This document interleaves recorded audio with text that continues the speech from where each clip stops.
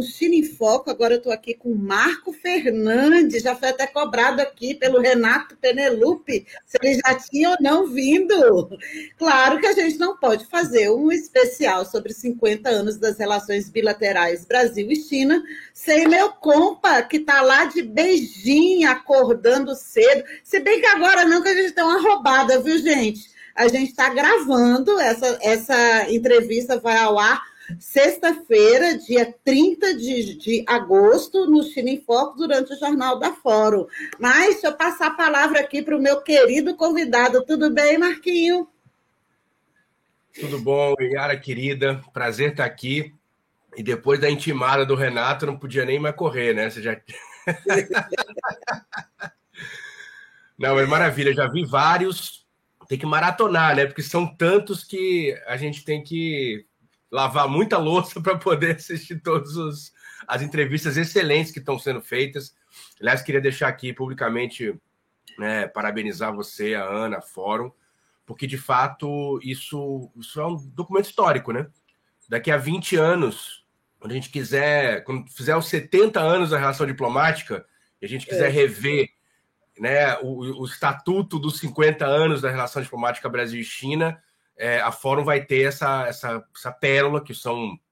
Quantas entrevistas vocês já fizeram? Mais de 10, 15, enfim? Mais de 10.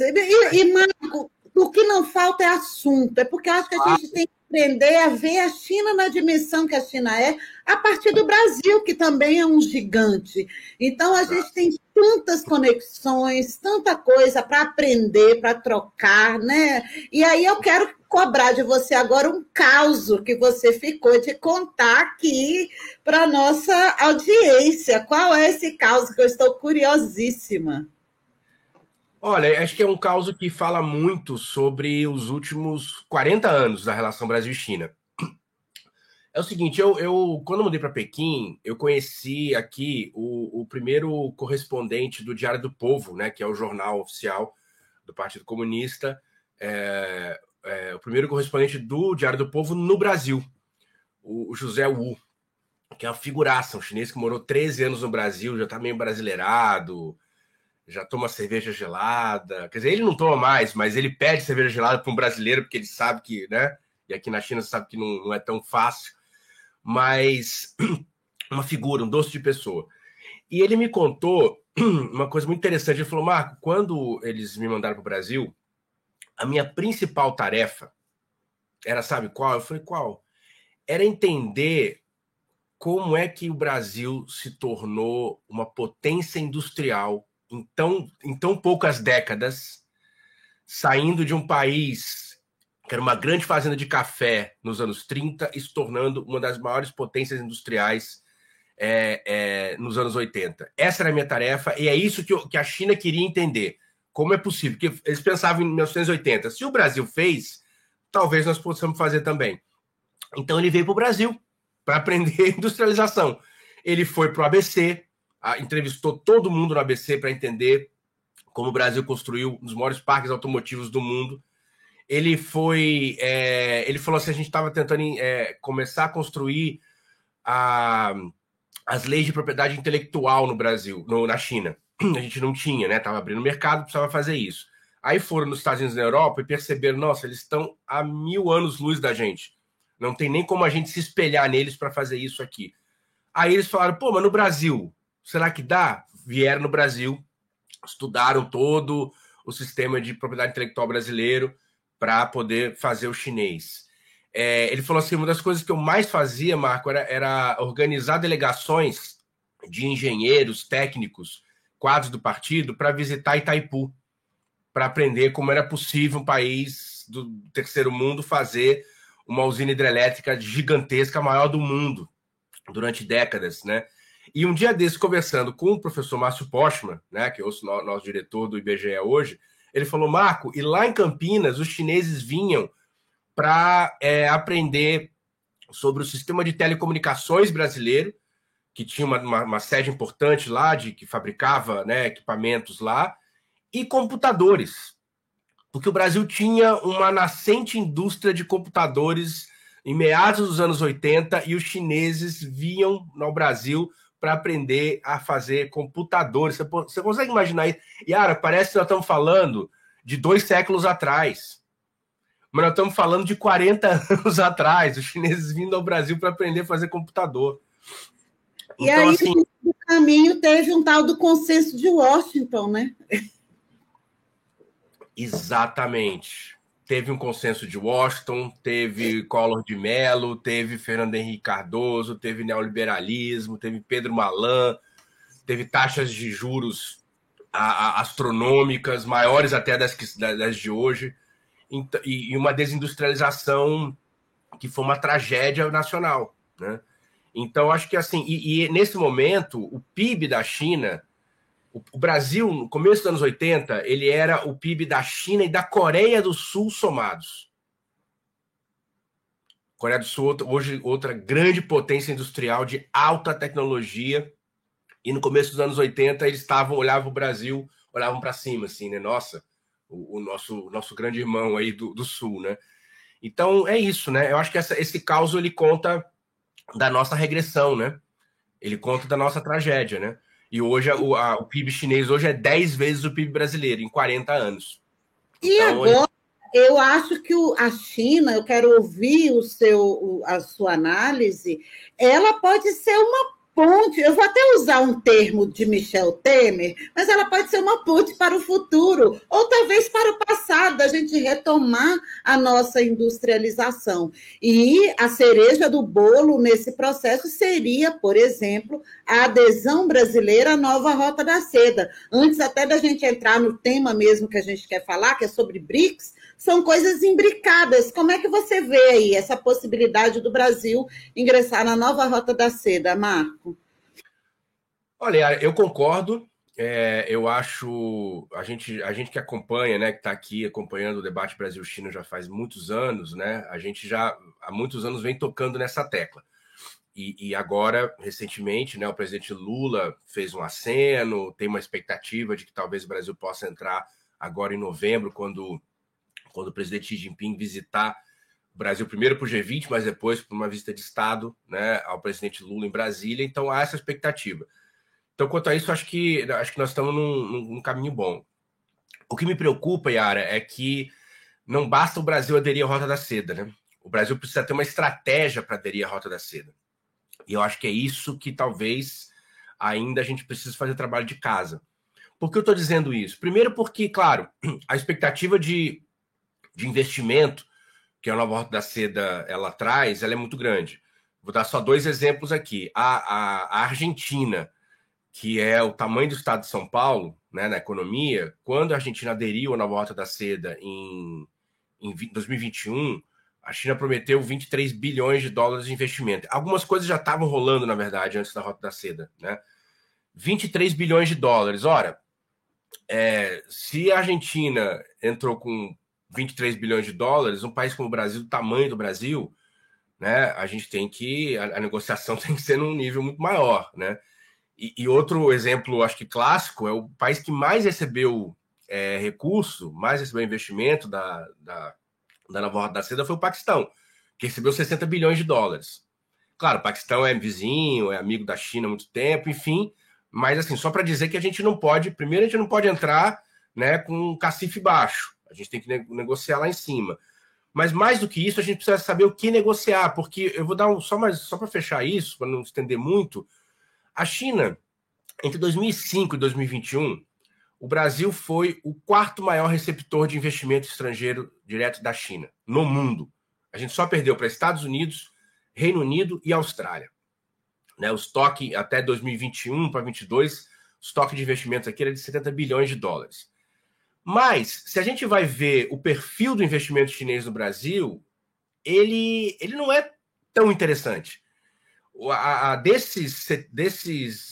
De todos esses bilhões, das dezenas de bilhões de dólares, 75% a China investiu no setor energético e 50% mais ou menos no setor elétrico especificamente.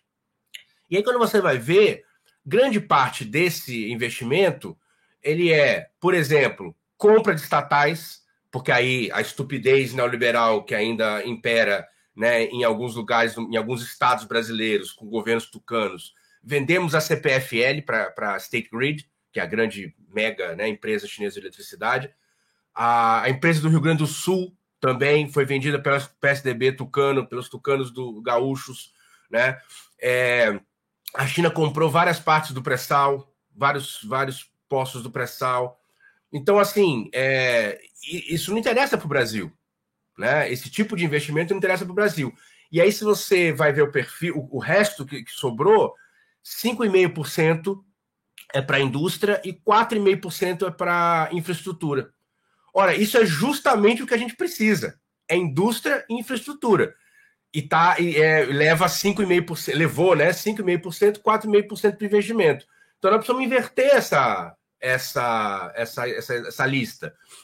Né? E isso o Brasil... Com a China, né, Marquinho? Porque a China jamais venderia ativos estratégicos na área de energia ou de energia, né? Tanto elétrica quanto petróleo, digamos assim, jamais venderia, tanto que são as estatais, é uma estatal chinesa que comprou. Então, talvez a gente devesse olhar mais para como a China faz, né? Para a gente fazer. Com certeza, Yara. E como a China faz também, porque é o seguinte, esse perfil de investimento que eu acabei de falar, ele responde ao interesse da China. A China vem aqui e fala, olha, vocês querem vender a estatal elétrica? A gente quer comprar, né? Ora, esses investimentos ainda não estão sendo pautados pelos interesses estratégicos brasileiros. Esse é o grande problema. E isso só quem pode fazer é a gente. O Xi Jinping não vai passar a noite em claro dizendo, puta, como é que eu vou ajudar o Brasil? Como é que eu vou fazer para reindustrializar o Brasil? Isso não é problema do Xi Jinping, isso é problema nosso, problema do Lula, problema do Midic, né? Então, acho que essa é a grande questão. Eu acho que entrar na Roda Seda é maravilha, mas sem fazer o dever de casa, sem apresentar uma pauta estratégica para a China. E aí, vocês já discutiram aqui, vários dos entrevistados já deram vários caminhos interessantíssimos do ponto de vista de investimento, de tecnologia, de infraestrutura, de 5G, de inteligência artificial, de, enfim, hidrogênio verde. Mas é isso. Só a gente pode fazer isso. Ninguém vai poder fazer isso por nós. Mas o engraçado, Marcos, que todos os que vieram aqui, quando eu pergunto, todos têm a mesma noção. Olha, a gente precisa saber o que a gente quer. A gente precisa saber qual caminho que a gente quer seguir, porque não é a China que vai encontrar o nosso caminho. Mas eu acho que a fala do presidente Lula, que usou até uma metáfora futebolística, a gente não quer ser reserva, a gente quer ser titular, talvez sinalize que ele está tentando achar esse caminho. E ele sabe do que a gente precisa, né? Embora sejam sistemas políticos, modelos de governança muito diferentes, no final das contas, a gente tem que tratar da nossa soberania, né? Talvez se espelhar na China, o que é importante para a gente, né? Não é que a gente, sou contra a privatização, eu sou contra a privatização de ativo estratégico. Agora, privatização não é uma coisa tão simples, claro. Né? Preto ou branco, porque as pessoas às vezes são muito binárias nos debates, né, Marcos? E isso a China nos ensinou. A China não é assim, a China ela é cheia de nuances, mas eu acho que um dos caminhos para esse reencontro do Brasil consigo mesmo, com o projeto de desenvolvimento nacional, eu acho que você fala muito bem nesse artigo, que é a questão dos BRICS, né? Que a gente é o novo Banco de Desenvolvimento, mas que é o Banco dos BRICS, e o BRICS é um braço dessa geopolítica, desse novo mundo multipolar, e esse artigo do Marco, que o Marco escreveu, vou deixar o link aqui, ele é muito interessante, porque ele fala de uma coisa meio complicadinha, que eu queria até que você explicasse um pouco, que são os arranjos de contingente de reservas, né? E eu achei curioso, porque no final das contas, que a gente tem até uma sigla que a gente se refere a esse mecanismo, né? Que ele foi criado pelo BRICS, e eu queria saber, primeiro, como que ele se diferencia do FMI, que é do Fundo Monetário Internacional, e por que esse arranjo de contingente de reservas do BRICS ele depende da aprovação do FMI. Aí é um assunto meio complexo, mas eu queria que o Marco explicasse para as pessoas por que essas reservas são importantes e qual a importância do BRICS nesse giro, nesse novo mundo multipolar, Marquinho. Ótimo, Yara, vamos lá. Isso é um tema que é da maior importância e infelizmente, ainda pouco debatido, né? O arranjo de reserva contingente ele foi criado pelos BRICS junto com o novo Banco de Desenvolvimento, né? Foi na cúpula de 2014 em Fortaleza, aqui no Brasil, assinado pela presidenta Dilma e pelos outros chefes de Estado, criou o banco e criou o fundo. O que era a ideia original do fundo? Era ser um fundo alternativo ao FMI. E o que faz o FMI? Qual que é a função do FMI? Ora, uma das funções principais do FMI é o seguinte: todos os países têm reservas internacionais. Em geral, a maior parte dela está em dólar. Isso serve para quê? Para fazer comércio internacional, então para você, né, trocar moedas estrangeiras e as suas, né, por dólar e os países fazerem comércio entre si, e para os países pagarem serviços das suas dívidas externas, né, seja com outros países, seja com bancos, né, com bancos privados. Ora, a gente sabe que, historicamente, nas últimas décadas, uma das formas mais nefastas, né, de impor o neoliberalismo aos países do sul global foi justamente o que eu estou chamando, aí vários analistas chamam de armadilha da dívida. Depois a gente no final liga com isso com o que tem a ver com a China, como que essa narrativa foi né, entortada para acusar a China de uma coisa que o Ocidente é que faz classicamente. Mas, enfim, então, o que acontece? Quando um país fica com poucas reservas internacionais, poucos dólares, né, no seu Banco Central, isso aconteceu com grande parte do terceiro mundo, do sul global, nas últimas décadas, inclusive com o Brasil nos anos 80, o país precisa de dólar, precisa de empréstimo urgente. Então, o que ele faz? Ele vai no FMI, no Fundo Monetário Internacional, e fala: olha, está acabando meus dólares aqui, se eu ficar sem dólares, não posso mais fazer comércio e vou ter que declarar moratório da dívida. E isso é uma tragédia para a economia nacional. O FMI vai lá e diz: tá bom, precisa de quanto? Eles sentam: precisamos de 5 bilhões de dólares. Tá bom, tá aqui os 5 bilhões de dólares, se, e somente se, vocês... Aí vem todo o pacote de maldades do FMI, né? Políticas de austeridade. Vai ter que cortar orçamento social, vai ter que abrir setores estratégicos para privatização, vai ter que deixar de ter controle cambial, ou seja, a moeda vai desvalorizar, e aí a economia desvaloriza, os ativos do país se desvalorizam e quem vem com dólar compra mais barato. Enfim, isso causou a devastação de inúmeras economias, inclusive a nossa, nos anos 80, e a gente teve aqui nos anos 80 a famosa crise da dívida do terceiro mundo, né, onde teve uma crise geral no terceiro mundo por conta, né, o que disparou isso, sobretudo, foi o aumento da taxa de juros nos Estados Unidos, do banco do Fed. Então, todo mundo correu para botar dólares lá e faltou no terceiro mundo. Enfim, essa é a história do FMI, de se aproveitar oportunisticamente de momentos de crise nos países do terceiro mundo para enfiar goela abaixo da gente as suas políticas de austeridade que respondem aos interesses de Washington, de Londres, de Frankfurt, etc. Ora, o FMI, então, criou um fundo para dizer assim, vamos criar um fundo para que a gente não caia mais nessa armadilha?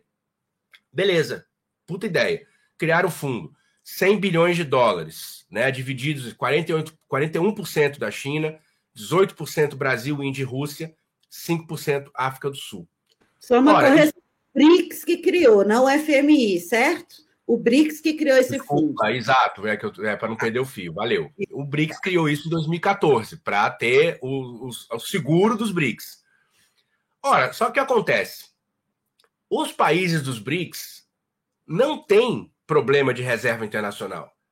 Nós temos reservas muito sólidas. Inclusive a África do Sul, que deve estar em 50, 60 bilhões de dólares. Não tem nenhum problema no horizonte para nenhum país dos BRICS. O Brasil hoje está com quase 400 bilhões de dólares de reserva. A Rússia, mesmo com o roubo da metade, ainda tem mais de 300. A Índia tem 600. A China tem mais de 3 trilhões. Ora, esse fundo está lá congelado. Ninguém está usando porque não precisa. Só que de 2014 para cá o mundo mudou bastante. A geopolítica mudou bastante. E os BRICS agora têm uma posição na geopolítica muito mais importante do que tinha em 2014. E muito mais atenção e muito mais interesse. Ora, nesse momento, tem 2 países dos BRICS, que são a Etiópia e o Egito, que estão exatamente nessa situação.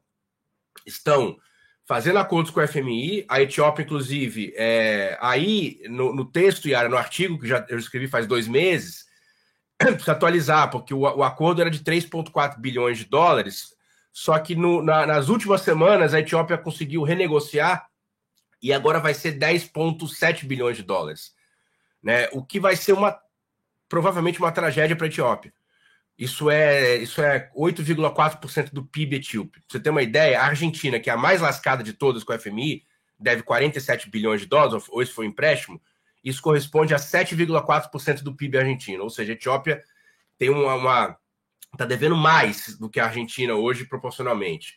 Mas, enfim, tudo isso para dizer que no momento em que 2 países dos BRICS precisam disso para não entrar na armadilha da dívida, isso não está sendo discutido, né? Ou seja, eles poderiam, em vez de ligar para a Kristalina Georgieva no FMI, liga para Dilma Rousseff e resolve nos termos dos BRICS, resolve nos termos do Sul Global. Agora, tem 2 entraves, né? Primeiro, então, esse debate não está sendo feito, porque, inclusive, claro, o Egito e a Etiópia nem fazem parte do Banco dos BRICS ainda. Então, pelo estatuto, eles nem poderiam acessar esse dinheiro. Então, isso é uma questão política que precisa ser discutida. O segundo problema é que lá atrás, quando fizeram esse acordo, eles disseram assim, tá, desse dinheiro, 30% a gente decide aqui no banco, entre nós, nos BRICS. 70% tem que pedir a benção do FMI. Ora, como é que você faz um fundo alternativo ao FMI para escapar da armadilha da dívida do FMI e diz, não, mas 70% do dinheiro tem que ser autorizado pelo FMI, né? Isso tem um motivo. Tem um motivo, e esse motivo está contado pelo Paulo Nogueira Batista no seu livraço O Brasil Não Cabe no Quintal de Ninguém, onde ele dá detalhes sobre a formação também do Banco dos BRICS. Tem que comprar também... o meu filho esse livro. Super, super, super. Para entender o que é o FMI por dentro, o que foi a formação dos BRICS, não tem nada igual, porque o Paulo estava lá, né? E é um baita escritor, além de tudo, né? Ele podia ser literato, porque ele tem uma verve literária brilhante. Mas, enfim, por quê? Porque os bancos centrais, vários bancos centrais dos BRICS, inclusive o brasileiro, não toparam fazer uma coisa mais ousada. Na época, era o Tombini, o presidente do Banco Central. O Paulo chega a dizer no livro dele, fala assim, a gente ia para reunião, às vezes, dos 5 BRICS, e o Banco Central do Brasil parecia um 6º país. Porque ele não vinha com a orientação de Brasília, não vinha com a orientação da presidenta Dilma e do ministro Manteiga. Eles vinham com a orientação deles, né? E isso a gente sabe que é uma trava. E continua sendo uma trava, né? Bom, imagina agora Campos Neto, não dá nem para pensar, mas tudo bem. A chuva está passando, a tempestade está passando, e ele já vai embora. Mas isso precisa ser discutido no nível dos bancos centrais, porque os bancos centrais é que vão operar, que operam essas transações. Então, acho que é isso. A gente tá com um canhão na mão. Você imagina, Yara, o que seria? Porque, assim, o BRICS está com um problema nesse momento, que é o seguinte. Tem uma grande expectativa, tem uma grande excitação, né? Tem mais de 20 países querendo entrar. Não vai caber todo mundo agora. Eles disseram, fechou por enquanto, para balanço. Deve entrar agora uma categoria nova, né, de países parceiros. Eles estão discutindo isso agora, quais são os termos, né, dos países parceiros. Então, de fato, os BRICS estão num momento muito interessante. Mas, qual que é o perigo? O perigo é o BRICS tornar mais um fórum como o G77, em que todo ano os países se reúnem, são 120 e tantos países, tiram declarações muito interessantes, ousadas e críticas à ordem mundial, e voltam para casa e não tem nada de concreto para apresentar. O BRICS precisa de conquistas concretas, precisa de vitórias, ainda que pequenas, que tragam benefício para os países e para os povos dos países. Essa solução, ela é política ou ela é técnica? Porque a gente está... O Xi, eu acho que o Xi Jinping, o presidente chinês, ele tem uma frase perfeita. Nunca, em 100 anos, o mundo nunca passou por tanta turbulência quanto agora. Aí eu sempre, quando eu olho para essas questões do BRICS, que eu penso exatamente como você, gente, mas tem um canhão, é uma potência. Por que não efetivamente não entrega o que você falou? Benefício para os povos, aliviar. A Etiópia já faz parte do BRICS. Por que o novo Banco de Desenvolvimento não está ali? É político, é técnico? Qual a saída, Marco? É político, Yara, não tem dúvida. É político. Algumas decisões vão ter que ser tomadas pelos chefes de estados dos BRICS, agora dos 10, né? É claro que assim, isso é tudo muito complexo, evidente. Você está mexendo em interesses gigantescos, você está mexendo em interesses não só do FMI, são interesses, na verdade, dos bancos privados do Ocidente, que são eles que, na verdade, entram para socorrer essas horas. O FMI faz um adianto, mas esse dinheiro ele está circulando também no circuito privado, né? Então, essas decisões são políticas, né? Tecnicamente, nada impede esses 100 bilhões de dólares de 8 bilhões para a Etiópia, de 5 para o Egito, e eles não precisarem recorrer ao FMI. Agora é preciso tomar decisão política. E é preciso tomar decisão política para mudar o estatuto, para tirar esse artigo que completamente sem pé nem cabeça, de que é preciso pedir a benção do FMI, né? Mas é claro, ainda essa visão de que é preciso de fato construir uma alternativa ao FMI, ela não é hegemônica ainda, nem no interior dos BRICS. Isso eu posso te adiantar, né? Eu acho que, inclusive, tem muita gente no banco dos BRICS, por exemplo, que vê, não a presidenta Dilma, né? E, aliás, é isso, não é um problema da presidenta Dilma também, né? Não é que ela não está... Essa decisão não cabe a ela, cabe aos chefes de Estado. A presidenta Dilma é a presidenta, pelo lado brasileiro, que está lá para, enfim, articular uma série de coisas, mas ela tem limite para tomar decisão. O estatuto ela não pode mudar, né? Então, mas, por exemplo, tem muita gente no Banco dos BRICS que vê o Banco dos BRICS não como uma alternativa ao Banco Mundial, por exemplo, que essa que era a ideia original. Vê como um primo mais jovem, que chegou agora, tem menos dinheiro, né? Não vê o acordo de reserva contingente como uma alternativa ao FMI. Vê como uma complementaridade que talvez, se um dia precisar, a gente pudesse usar. Então, acho que, na verdade, é isso. É uma questão política que falta ainda avançar no interior dos BRICS, né, para um debate, digamos, que leve à percepção de que, se não houver essas conquistas concretas, o BRICS, daqui a 3, 5 anos, vai começar a perder moral. Porque vai falar assim, bom, mas o que está mudando na nossa vida?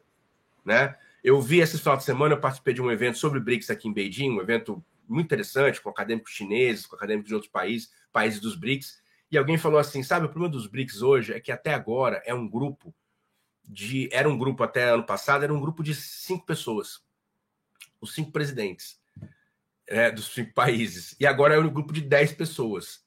Né? E aí alguém perguntou, bom, e como é que a gente faz para transformar num grupo de 4 bilhões de pessoas? Porque é isso que nós somos, os 10 países juntos. Eu acho que é isso que está faltando, né? Deixar de ser um grupo de 10 pessoas para virar um grupo de 4 bilhões de pessoas. Aí seremos fortes. E, Marco, eu tenho a impressão, eu como leiga, né, eu só acompanho, que meio que falta coragem, acho que é meio que... Não sei nem se coragem é a palavra, ousadia, sabe? Para poder, porque é como diz, cito de novo o presidente Xi Jinping, toda essa mudança, as pessoas meio que se apegam às tábuas que elas já têm, e uma das minhas grandes frustrações em relação ao BRICS é desdolarização. Há quanto tempo que a gente está ouvindo isso? E cadê? Entendeu? A prática, é isso que você está falando, a entrega. E aí meu temor é esse. É uma alternativa para o Sul Global, embora tenha virado uma sopa de letrinhas muito confusa, que é muito difícil a gente encontrar uma identidade ali entre poucos. E aí, para você vendo de fora, qual é a saída para isso? É botar, vou usar uma expressão aqui meio vulgar, mas botar o pau na mesa e falar, ó, vamos fazer pelo menos entregar alguma coisa, ou segurar a onda mesmo, esperar a poeira baixar, embora eu não acredite nisso, que eu acho que a gente está no meio do furacão mesmo. E aí, depois, desculpa aqui a viagem, mas é porque não ia, sabe? Olha, Yara, eu acho que daria para a gente até fazer depois, um dia desse, um programa sobre isso, porque tem várias coisas, né? Que tem várias coisas que poderiam ser feitas, já poderiam ser feitas, e podem ser feitas daqui para frente, né? Eu acho que você, por exemplo, você deu um exemplo muito bom, a coisa da desdolarização. Tem dois debates importantíssimos, né? Vou, só rapidinho. Um é essa possibilidade de criação de uma moeda de referência, né? Em que essa moeda não é um euro novo, é uma moeda para fazer comércio internacional entre os países dos BRICS. E aí tem um debate, o Paulo Nogueira tem ideias interessantíssimas sobre isso. O Glaziev na Rússia, o Sergei Glaziev na Rússia, tem ideias interessantes sobre isso. Tem aqui acadêmicos chineses que estão debatendo isso também. Então, isso é uma questão, e isso o banco teria um papel fundamental também. Um outro exemplo é os próprios recursos do banco. Você sabe que o banco, até hoje, dos 30, já tem 40 e poucos bilhões de dólares que o banco captou, deve ser uns 80% disso ou mais em dólar. Ou seja, a gente está falando de desvalorização, mas o banco dos BRICS ainda funciona tudo do dólar. Eu caí aí. Opa. Alô? Deu uma travada aqui, Marquinhos. Que você falando da questão da desdolarização, mas que ainda assim você tem uma reserva em dólar. Deixa eu só tirar você e voltar de novo, rapidinho, audiência. Deixa eu só botar aqui de novo para ver se ele destrava. Ixi, agora destravou, Marquinhos. Espera Vamos lá. É o VPN, que é o VPN. A gente sabe como é, não é fácil para falar da China, não. Mas, enfim, você estava falando dessa reserva de dólar, esse projeto de desdolarização, e aí? Então, o Banco dos BRICS, ele captou já, desde a sua fundação, mais de 40 bilhões de dólares, né? E continua captando. Mas talvez uns 70%, 80% disso, talvez até mais, foi em dólar. Ou seja, a gente fala de desdolarização, mas o Banco dos BRICS... Ixi, gente. Você veja, travou de novo? Não, mas vai, pode ir. Agora deu. Melhorou, pode ir. Você quer que eu tente mudar aqui o país, de repente? Não, agora tá dando. Vai lá. Gente, quem está todo no finalzinho aqui, só para a gente não perder o fio da meada. Então, por exemplo, o BRICS, no ano passado, captou acho que 7 e poucos bilhões de dólares, o que foi uma baita feito da presidenta Dilma Rousseff. O BRICS tinha captado, em média, até então, nos 8 primeiros anos, em média, 4 bilhões de dólares por ano. Então, quase dobrou, né, a média no ano passado, a presidenta Dilma Rousseff. Só que, veja bem, isso tudo, por exemplo, a Rússia tá bloqueada do banco por causa das sanções. Não pode aceitar o Irã, novo membro dos BRICS, porque eles estão sancionados. E quando um país sancionado entra, não só arrisca os outros a serem sancionados, como baixa o rating do banco, né? A avaliação do banco que é feita por agências ocidentais. E aí, por isso, então, fica mais difícil captar recurso. Ora, até quando nós vamos ficar jogando com as regras deles? Ora, 7 bilhões de dólares, será que fizer uma vaquinha? China, Índia, Rússia, Brasil, Arábia Saudita, Emirados Árabes, não dá para pegar uns 20 bilhões de dólares, 10 bilhões de dólares por ano? E não precisar ir no mercado global, não precisar ir em Hong Kong, em Wall Street, em Frankfurt, captar dinheiro para os BRICS, captar dólares para os BRICS no mercado global?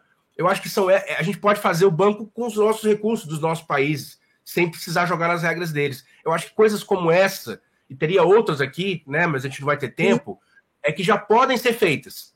Mais uma vez, demandam decisões ousadas, algumas vezes, mas algumas nem tanto, demanda decisões políticas dos chefes de Estado. Eu acho que é isso que a gente precisa avançar. Exatamente. E olha, para finalizar, prometo que é a última, eu queria que você espelhasse suas expectativas para os próximos 50 anos de relação Brasil e China. Embora a gente tenha falado de BRICS tem tudo a ver com o Brasil, viu, gente? É um jeito da gente viver esses próximos 50 anos. E aí, Guru Marco, o que você acha que vai vir por aí nos próximos 50 anos? Bom, eu sou historiador, né? Eu sou bom de falar do passado, do futuro. Essa faculdade eu não fiz, mas vamos tentar. Eu acho que a primeira coisa é isso. Eu acho que o BRICS, né? Eu acho que o BRICS vai ser uma peça fundamental, né? Se é que a gente vai conseguir construir uma nova ordem mundial, enfim, né, multipolar, multinodal, multilateral. Eu acho que o BRICS vai ser uma peça-chave disso. E aí, claro, o papel do Brasil e da China, que são desde o começo, né, grandes incentivadores e promotores da ideia, eu acho que isso é fundamental. E eu espero, Yara, sinceramente, que daqui a 40 anos, eu não sei, bom, espero que a gente possa voltar, os dois daqui a 40 anos, e aí eu conto um outro caso, que é o caso dos brasileiros que em 2024 começaram a ir para a China de novo para poder entender o desenvolvimento chinês e como é que a China, que era um país pobre em 78, virou a maior potência industrial do mundo em 2024. E daqui a 40 anos a gente fala assim, viu? Aprendemos. Né?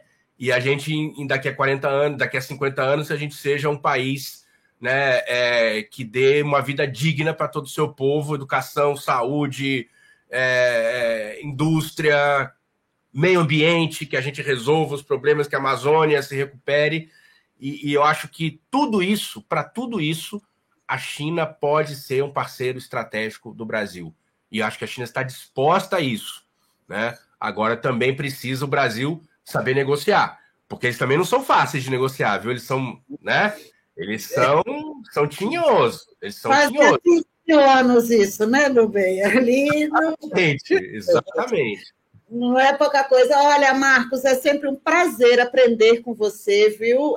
Obrigada por ter aceitado o meu convite, estar aqui. Pena que a Aninha teve outra tarefa, não pôde estar aqui. Mas, quem sabe, daqui a 40 anos, eu acho que tanto eu quanto você, com os tijolinhos, a gente vai, pelo menos, dando umas cutucadas, né, no povo. Olha, vamos aprender aqui, vamos saber o que pedir. Então, meu querido, muito obrigada. Sextou aí para a gente aqui, né? Eu estou falando do passado, mas a China está sempre no futuro, viu, gente? Você fala com o povo que a China está no futuro, então se toca nisso. Está 11 horas e muitos anos na nossa frente. Meu querido, um beijo grande, muito obrigada pela sua generosidade, viu? Vou encerrar aqui com a gente. Um beijo, tchau, tchau. Obrigado, Yara. Obrigado, Fórum, por essa iniciativa sensacional. Até a próxima.